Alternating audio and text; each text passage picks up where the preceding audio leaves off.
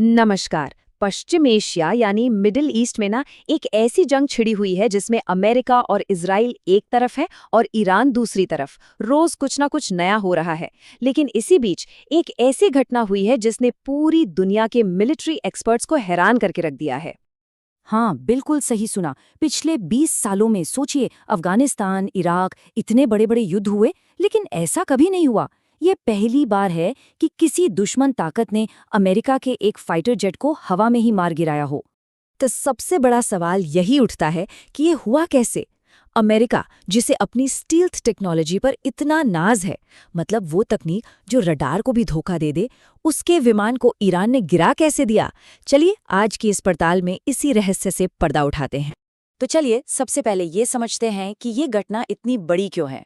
देखिए, ये सिर्फ एक फाइटर जेट के गिरने की बात नहीं है। नहीं, बिल्कुल नहीं। ये उससे कई ज्यादा बड़ी बात है। ये तो अमेरिका की मिलिट्री सुप्रीमेसी पर, उसकी बादशाहत पर एक सीधा हमला है। देखिए, अमेरिका की जो पूरी दुनिया में धाक है ना, उसकी बुनियाद क्या है? उसकी एयरफोर्स और उसकी नेवी। यही तो उसकी ताकत के दो सबसे बड़े पिलर हैं। अब सोचिए, जब ईरान जैसा देश आकर एक अमेरिकी फाइटर जेट को गिरा देता है, तो वो उस पिलर में एक बहुत बड़ी दरार डाल देता है। और ये अमेरिका की ग्लोबल इमेज के लिए एक जबरदस्त झटका है। लेकिन एक मिनट, ये सब कुछ रातों रात नहीं हुआ। इस टकराव की जो जमीन है ना, वो पिछले कई हफ्तों से तैयार हो रही थी। तो थोड़ा पीछे चलते हैं और देखते हैं कि ये धमकियों का खेल यहाँ तक पहुंचा कैसे। ये पूरा एक माइंड गेम चल रहा था। 22 मार्च को ट्रंप ने कहा 48 घंटे हैं, नहीं तो ईरान के पावर प्लांट्स पर हमला होगा। फिर अचानक पीछे हटे और डेडलाइन 5 दिन बढ़ा दी। फिर उसे और बढ़ाकर 6 अप्रैल कर दिया गया। मतलब ये जो प्रेशर था ना, उसे धीरे धीरे बढ़ाया जा रहा था, ईरान को बिल्कुल कोने में धकेलने के लिए। और ईरान वो इस प्रेशर के आगे झुका नहीं, बल्कि उसने चुनौती दे दी। उनका ये बयान एक सीधा सीधा सिग्नल था कि भाई, हम हमले के लिए तैयार तो हैं ही, पर हमारे पास एक ऐसा सरप्राइज भी है जिसके बारे में अमेरिका सोच भी नहीं सकता। जैसे ही फाइटर जेट गिरा, लड़ाई का मैदान फौरन आसमान से जमीन पर शिफ्ट हो गया। अब एक ही मिशन था, दुश्मन के इलाके में फंसे अपने पायलट्स को किसी भी हाल में बचाना। ये कोई आम रेस्क्यू मिशन नहीं था। अमेरिका ने अपने पायलट्स को निकालने के लिए अपनी पूरी ताकत झोंक दी। बात सिर्फ 2 सैनिकों की जान की नहीं थी, बात देश की इज्जत की थी, प्रेस्टीज की थी। लेकिन ये बचाव अभियान अमेरिका को बहुत बहुत महंगा पड़ा। इस कोशिश में अमेरिका के कुल 7 एयरक्राफ्ट्स, जिनमें रेस्क्यू हेलीकॉप्टर भी थे, या तो डैमेज हो गए या पूरी तरह तबाह हो गए। सोचिए, 7 एयरक्राफ्ट्स, ये बहुत बड़ी कीमत चुकानी पड़ी। आखिर में नतीजा क्या निकला? एक पायलट को तो बचा लिया गया, लेकिन दूसरा पायलट अभी भी लापता था। और इस पूरे ऑपरेशन में जो पब्लिक ह्यूमिलिएशन हुई, जो किरकिरी हुई, वो व्हाइट हाउस के लिए किसी बुरे सपने से कम नहीं थी। हालत ये हो गई थी कि प्रेस से बात करने के लिए कोई सामने आने को तैयार नहीं था। तो चलिए अब आते हैं इस पूरे मामले के सबसे बड़े सवाल पर। वही सवाल जिसने सबको परेशान कर रखा है कि ईरान ने आखिर ये किया कैसे। कौन सी टेक्नोलॉजी थी उनके पास जिससे उन्होंने अमेरिका के इतने एडवांस सिस्टम को भी फेल कर दिया। अच्छा, इसे समझने के लिए ना पहले ये समझना जरूरी है कि स्टिल्थ होता क्या है।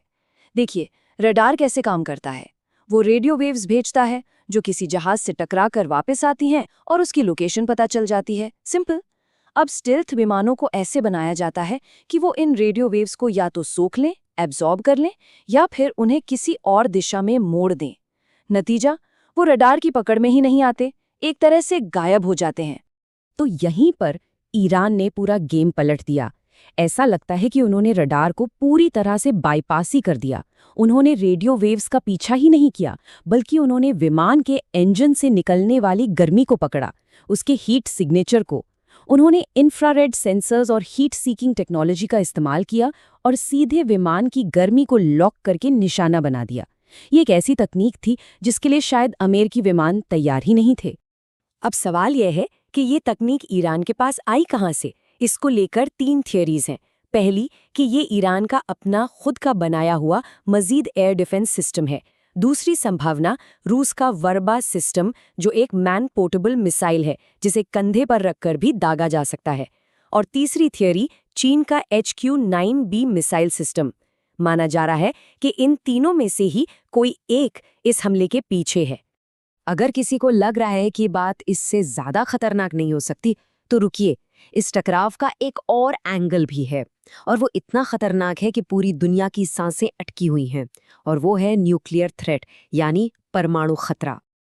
ये बहुत ही ज्यादा अलार्मिंग बात है। रिपोर्ट्स ये बता रही हैं कि ईरान का जो बुशहर न्यूक्लियर पावर प्लांट है, मतलब जहां से बिजली बनती है, उस पर पिछले 1 महीने में 1, 2 नहीं 4 बार हमला हुआ है। ये तो सीधे सीधे आग से खेलने वाली बात है। जरा सोचिए, अगर खुदा ना खास्ता इस प्लांट से कोई रेडियो एक्टिव लीक हो गया तो इसका असर सिर्फ ईरान पर नहीं होगा। वो जो पूरा खाड़ी का इलाका है ना, वो बहुत छोटा है।